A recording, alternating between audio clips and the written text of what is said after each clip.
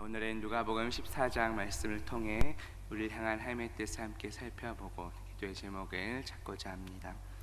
누가복음 14장 1절부터 6절까지 우리 단락 소제목에 보시면 수종병 든 사람을 고치시다 라고 되어 있습니다. 이 내용은 복음서 중 누가복음에만 등장하는 내용입니다. 오늘 새벽에는 이 부분을 함께 살펴보며 은혜를 나누고자 합니다. 본문 1절에 보시면 안식일에 예수께서 한 바리새인 지도자의 집에 떡 잡수시러 들어가시니 그들이 엿보고 있었다라고 말씀합니다. 이미 예수님께서는 이전에도 안식일과 관련하여 바리새인과 종교 지도자들과 논쟁을 벌인 적이 있었습니다. 앞서 누가복음 6장에서는 안식일에 밀 이삭 자르는 사건과 또 손 마른 사람을 고치신 일로 인하여 두 번의 논쟁이 있었습니다.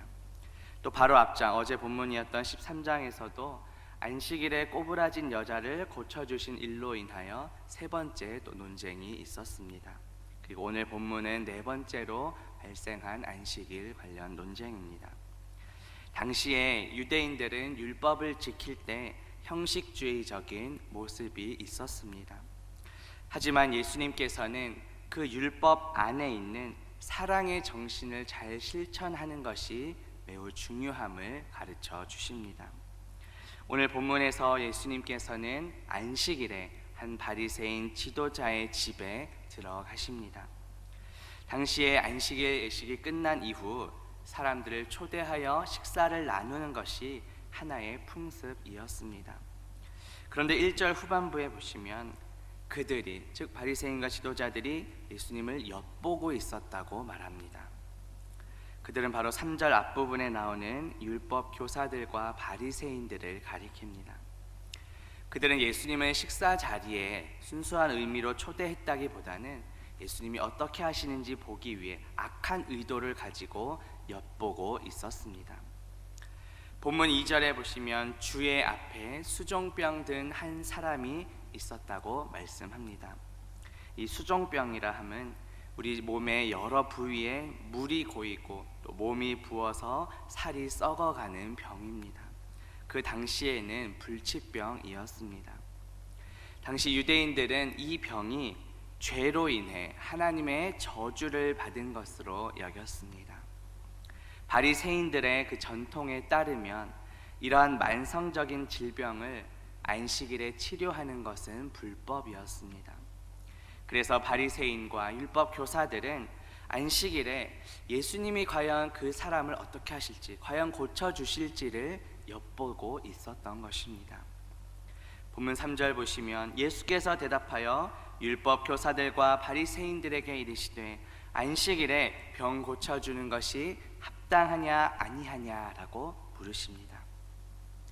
그 전까지 있었던 세 차례의 안식일 논쟁에서는 순서를 보면 예수님이 일단 먼저 병자를 고쳐주신 이후에 그거에 대해서 공격하는 종교 지도자들과 논쟁하는 순서였습니다.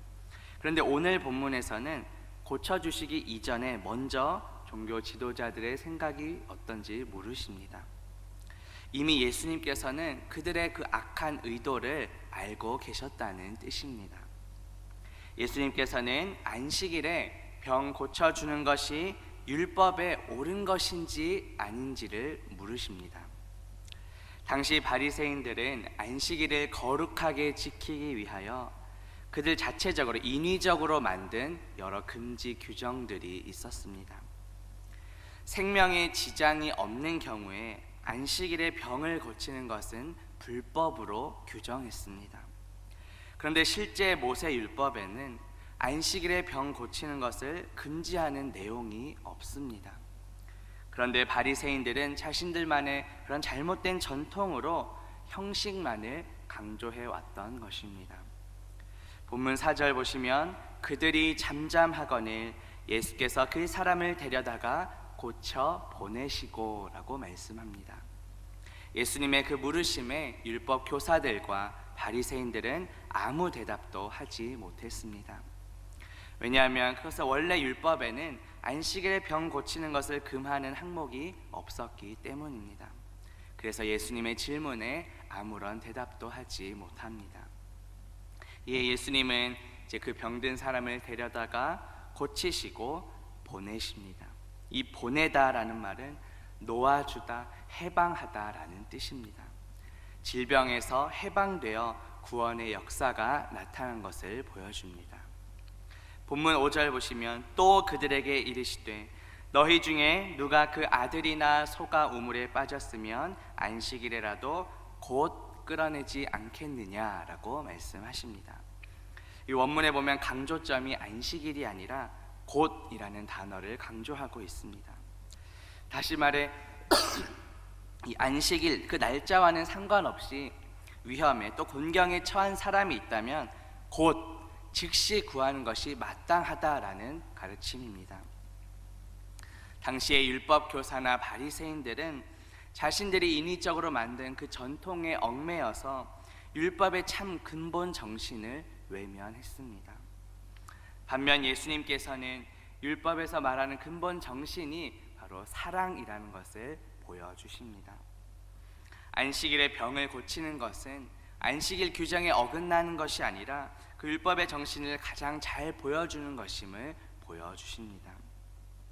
본문 마지막 6절 보시면 그들이 이에 대하여 대답하지 못했다라고 말씀합니다. 앞서 4절에서도 그들이 잠잠했다라고 표현하는데 마지막 6절에서도 대답하지 못하는 것으로 내용이 마무리됩니다.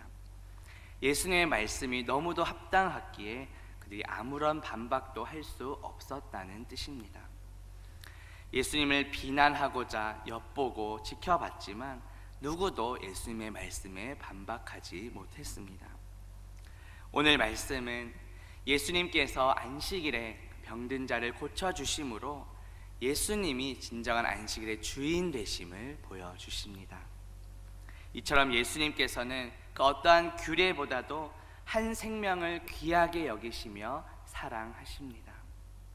그 사랑으로 예수 그리스도께서는 죄와 허물로 죽었던 우리도 살려주셨습니다. 나의 죄를 대신하여 십자가에서 죽으시고 부활하심으로 영원한 생명을 주셨습니다. 로마서 13장 10절에 보면 사랑은 이웃에게 악을 행하지 아니하나니 그러므로 사랑은 율법의 완성이라고 말씀합니다. 바리새인과 율법 교사들은 그 예수님을 비난하기 위해 악한 의도를 가지고 엿보았습니다. 하지만 예수님께서는 사랑의 마음으로 병든 자를 고쳐 주셨습니다. 사랑으로 율법을 완성하셨습니다. 우리는 모두 그 크신 사랑으로 값없이 구원의 은혜를 받았습니다. 따라서 이제 값없이 받은 그 은혜와 사랑을 나누며 전하며 살아가야 합니다. 그것이 주님께서 가르쳐 주신 율법의 참 정신이기 때문입니다. 값없이 베풀어 주신 그 주님의 사랑을 나누며 전하며 살아가는 저와 성도님들 되시기를 주님의 이름으로 바라겠습니다. 기도합니다. 하나님 아버지, 오늘 말씀을 통해 안식일에 그 병든 자를 고쳐주셨던 주님의 사랑을 깨닫게 하시니 감사합니다. 또 그 크신 사랑으로 죄와 사망에서 우리를 건지시고 해방시켜 주심도 감사합니다. 사랑이 율법의 완성임을 믿습니다. 혹시 우리가 핑계대고 있던 그런 형식적인 모습들이 있다면 이 시간 회개하오니 용서하여 주옵소서. 주님께 값없이 받은 그 은혜와 사랑을 나누며 살아가는 우리 모두가 되게 하옵소서. 예수 그리스도의 이름으로 기도합니다. 아멘.